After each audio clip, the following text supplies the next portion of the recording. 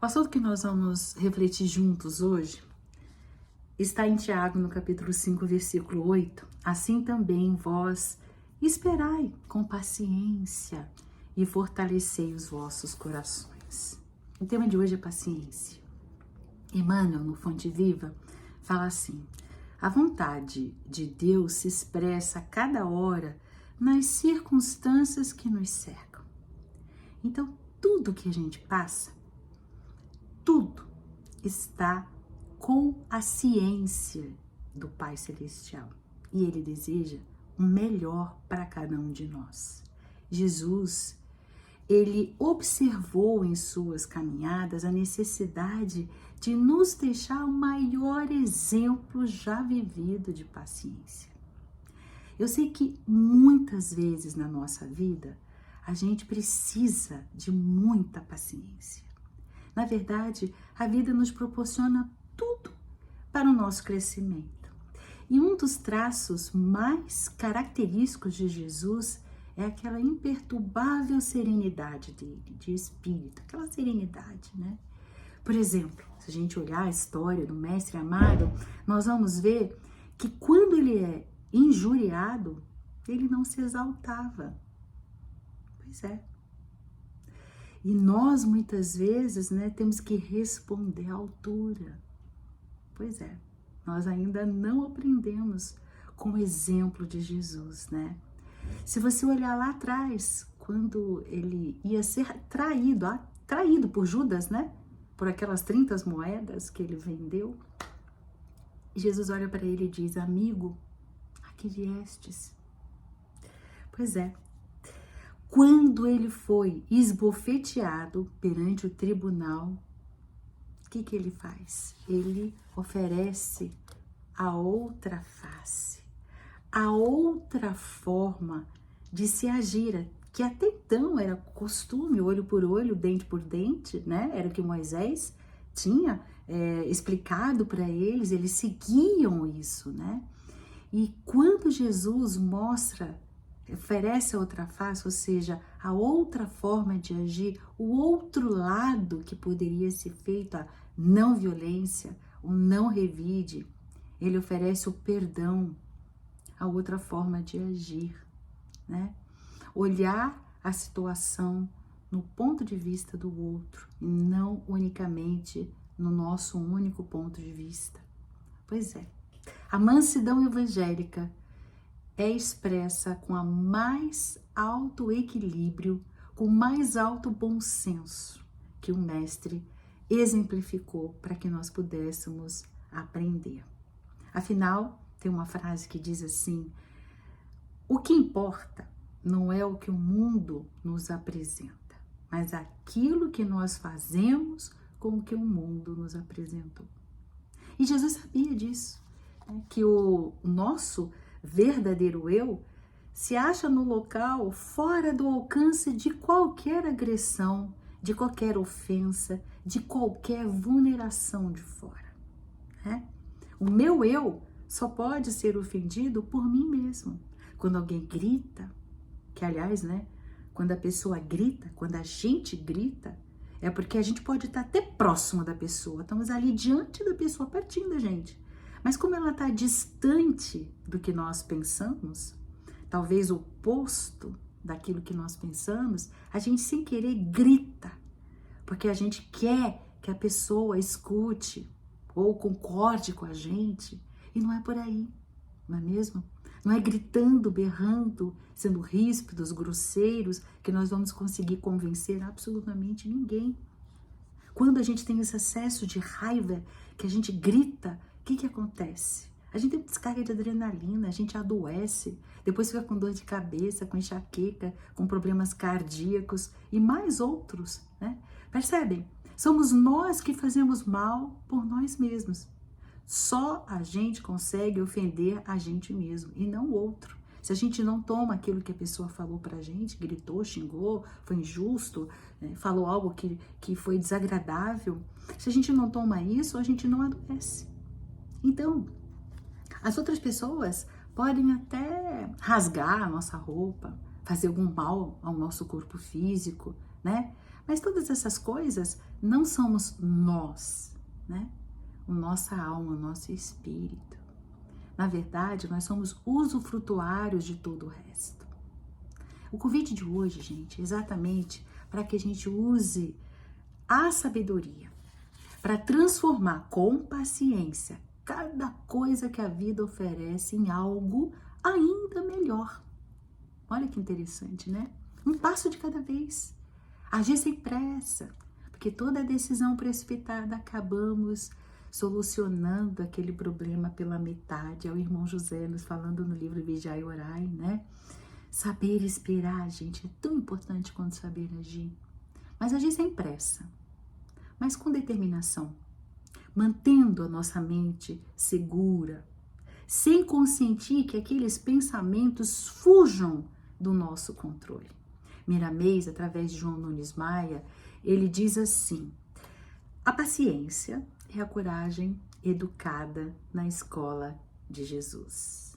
Pois é, porque quando a gente não tem paciência, a gente diz, puxa, você não respondeu à altura àquela pessoa, você é um covarde, né? E às vezes um silêncio é a coragem. Por isso que Miramês diz, a paciência é a coragem educada na escola de Jesus. A gente aguarda o momento certo para aquela raiva abaixar um pouco. Às vezes dormir sobre o problema, só conversar no dia seguinte, porque aí os ânimos já estão mais calmos, mais tranquilos. Aí você já conseguiu raciocinar melhor. Você já conseguiu olhar aquela situação, problema, no ponto de vista do outro e não só no seu. Percebe? É uma coragem você silenciar e não responder à altura. A paciência é realmente a coragem educada na escola de Jesus. E quando a gente se queixa muito, a gente acaba perdendo tempo e adiando, né, aquilo que tinha que fazer. Quando a gente reclama, a gente complica, porque quando a gente começa a reclamar, a gente começa a ficar irritados, né? E aí a irritação é uma derrota prévia. Pois é, nós temos que trabalhar na resistência enquanto vivemos e aguardarmos o desenrolar daquele problema. Muitas vezes, as ações do fruto da nossa impaciência acaba piorando aquela situação. Você já reparou? E aí exige de nós, em seguida, uma paciência ainda maior. A própria natureza nos mostra isso. Quer um exemplo? No nosso corpo. Vamos lá. Sofremos ameaças, por exemplo, um ataque, um corte na pele. As bactérias que estão ali na pele, elas começam a entrar pelo machucado. Nesse momento, o corpo aciona o processo de defesa para manter a preservação.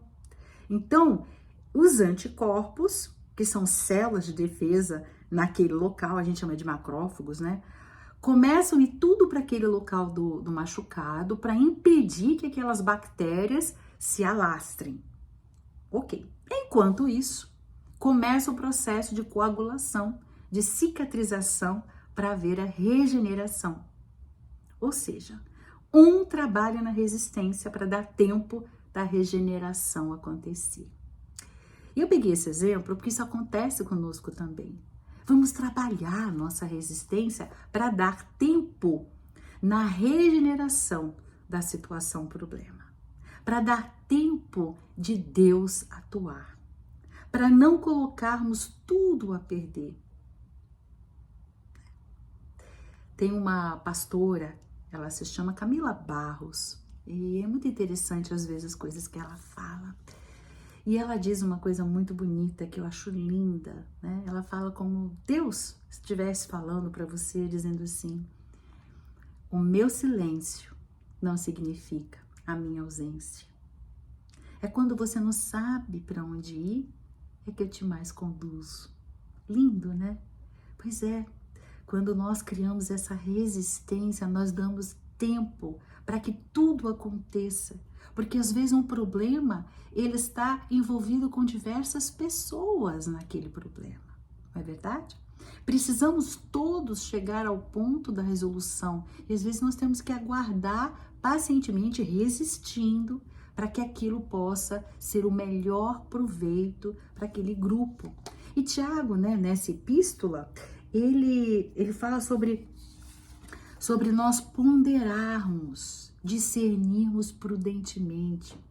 Na verdade, amigos, todos nós estamos semeando palavras, sentimentos, pensamentos, principalmente atitudes no terreno do outro. Por isso fica a pergunta: o que nós temos semeado? Né? O que é que nós vamos colher? Porque, gente, a felicidade, ela não é uma recompensa, ela é uma consequência. Somos arquitetos da nossa vida, mas também somos o operário que executa a obra. Não podemos esquecer isso, né? Por isso a importância da gente mudar as causas para obter novos efeitos. A gente não está satisfeito com o que está acontecendo, a gente tem que mudar as causas para ter efeitos diferentes. Então, diariamente, nós podemos transformar sombras em luz. O livro Mãos Unidas, Emmanuel nos traz uns conselhos para auxiliar nessa construção da paciência. E eu vou ler para vocês. Nunca iremos nos tornar menores porque a gente desistiu de uma briga desnecessária. Nada vamos perder se a gente deixar que alguém fale com mais autoridade. A gente nunca vai se prejudicar se a gente abraçar o silêncio quando conceitos deprimentes nos são desfechados. Porém, grandes lucros no campo do coração vão vir se nós formos serenos, complacentes, se a gente abraçar a paciência, abençoar ao invés de reclamar. Jesus, ele foi o modelo da paciência suprema e ele resistiu à nossa inferioridade, amando-nos, apesar de. E não se nivelou com as nossas fraquezas. Ele não assinou embaixo, não. Mas ele valeu-se de todas as ocasiões para melhorar, para conduzir, para mostrar para a gente o bem. Está no livro Segue-me, do Emmanuel, né? Pois é, gente, a paciência, ela chega a ser um ato de liberdade. As nossas ações podem nos tornar, muitas vezes, prisioneiros, algemados, nos acorrentando a situações que sempre nós vamos nos arrepender depois. Então, jamais esqueçamos que qualquer ação que nos for sugerida por alguém, né, que possa estar no corpo ou fora dele, precisa primeiro de quê? Do nosso consentimento para concretizar. Então, a vida ela não exige sacrifícios infundados, está lá no Evangelho, né? Ela apenas nos dá elementos para a gente aprimorar, para a gente aumentar a nossa percepção e a gente até descobrir as nossas potencialidades. Então, não vamos renunciar ao trabalho renovador. Paciência não é cruzar os braços e esperar o que vai acontecer. As nossas decisões, com paciência, pode concretizar a harmonia nos nossos passos, estabelecendo assim talvez aquele compasso ritmado que vai permitindo que Jesus se revele em amor no caminho da nossa evolução. Então, vamos internalizar Deus cada vez mais com as virtudes de Jesus, aquela que ele nos ensinou, de modo que, mesmo que a gente olhe para o lado e não veja fisicamente, né, Jesus ali, nós vamos sentir a sua presença e nós vamos agir conforme nós aprendemos com os ensinamentos do nosso Mestre Jesus. Por isso a importância de nós levarmos conosco aquele ensinamento de que o Pai, ele espera só que a gente dê o primeiro passo em direção à nossa própria evolução. Abraços fraternos.